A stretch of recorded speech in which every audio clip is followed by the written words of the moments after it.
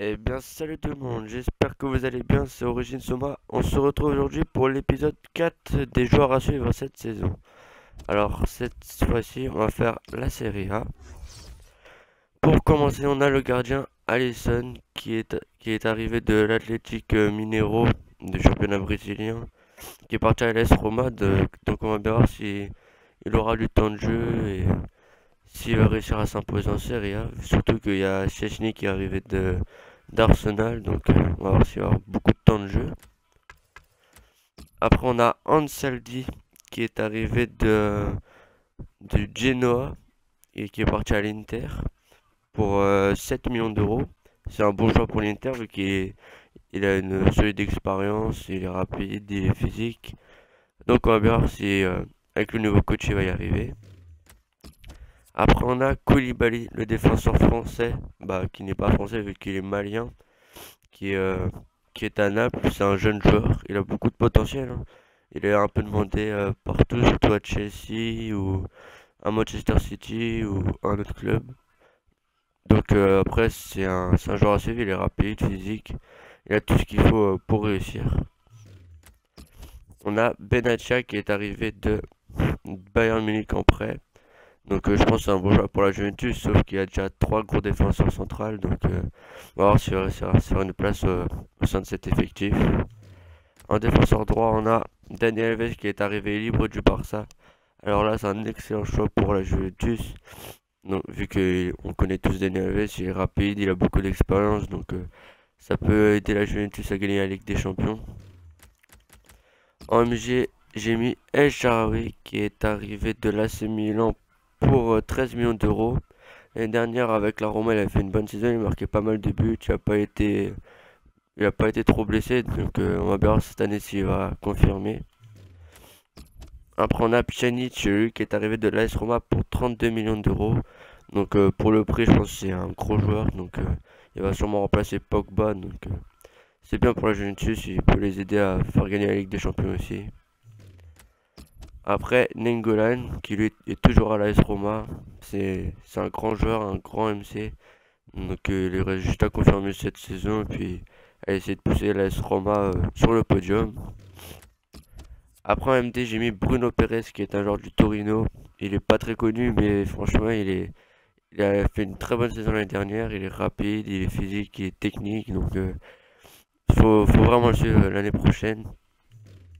Après, en premier BU, j'ai mis Higuain qui est arrivé pour 90 millions d'euros de Naples. Ça fait très cher pour un joueur de son âge, je trouve. Surtout qu'à 90 millions, on peut avoir deux buts de même niveau à peu près. Donc, ça fait cher, mais bon. Ça peut être bien pour la Juventus vu qu'il va se compléter avec Dybala, donc on va voir ça cette saison. Donc le deuxième but, c'est Dybala qui a fait une très bonne saison l'année dernière. Il est jeune, il a un gros potentiel. Plus tard, je pense qu'il ira dans un plus grand club, donc il aura juste à confirmer cette saison. En remplaçant, j'ai mis Buffon qui lui, c'est un gardien légendaire. Il a encore prolongé avec la Juventus. Donc on va bien voir ce qu'il va faire cette saison. Après, j'ai mis Florenzi, qui est le défenseur droit de l'AS Roma, qui a fait une excellente saison l'année dernière. Il a vachement progressé. Il est en train d'évoluer, donc ça peut être pas mal pour l'AS Roma et pour lui. Après, j'ai mis Hamsik, qui est toujours un Naples. C'est un bon MOC et il a des belles stats. Enfin, il s'est géré. Il a notamment marqué pas mal de buts l'année dernière et il a fait pas mal de passes décisives. Donc, c'est pas mal du tout. Après, on a Juan Jesus qui est arrivé de l'Inter à l'AS Roma. Donc, on va bien voir ce qu'il va donner en tant que défenseur gauche. Vu qu'il va sûrement remplacer, il va remplacer Luka Digne. Donc, il est assez rapide, il est physique. Donc, bonne pêche pour l'AS Roma. Après, j'ai mis Perisic qui, lui, l'année dernière, a fait une bonne saison avec l'Inter. En plus, là, il y a un nouveau coach, donc ça va peut-être encore le booster. Donc, il faudra vraiment le suivre de près l'année prochaine. Après, j'ai mis Banega qui est arrivé libre de Séville. C'est un bon MOC, c'est une bonne recrue de la part de l'Inter. Il est très technique, il a tout le temps la passe juste et franchement, il faudra vraiment le suivre aussi l'année prochaine. Après, j'ai mis Baka de l'AC Milan qui apparemment est annoncé vers West Ham ou voir le Paris Saint-Germain, mais qui apparemment veut rester à l'AC Milan. Donc, on va bien voir si, s'il va marquer autant de buts que l'année dernière. Donc, il faudra le suivre aussi. Après, j'ai mis Insigne qui est toujours à Naples. Il est en train d'évoluer aussi. Il est vachement technique, il est rapide. Ah, donc, je pense qu'il peut faire encore une bonne saison. Il aurait juste à confirmer. Après, j'ai mis Candreva qui lui est parti à l'Inter pour 22 millions d'euros. Donc, pour l'Inter, c'est une bonne recrue. Ils sont en train de construire une belle équipe. Et donc, en recrutant Candreva, franchement, ils ont recruté un très bon joueur qui est rapide, technique, assez physique. Donc, à voir l'année prochaine. Après, j'ai mis M'Banyang, le jeune français. Vu qu'à l'AC Milan, il n'y a plus Menez. Donc, il va sûrement être le deuxième attaquant derrière Carlos Bacca. Donc, il a un très gros potentiel. Il a que 21 ans. Il est technique. Il est assez physique. Donc, faudra vraiment le suivre l'année prochaine. Après, j'ai mis Rüdiger, qui est le défenseur allemand de l'AS Roma. C'est un très grand jeune à son poste. Il va sûrement devenir un des meilleurs défenseurs centrales à son poste. Donc on va bien voir ce qu'il va donner cette année.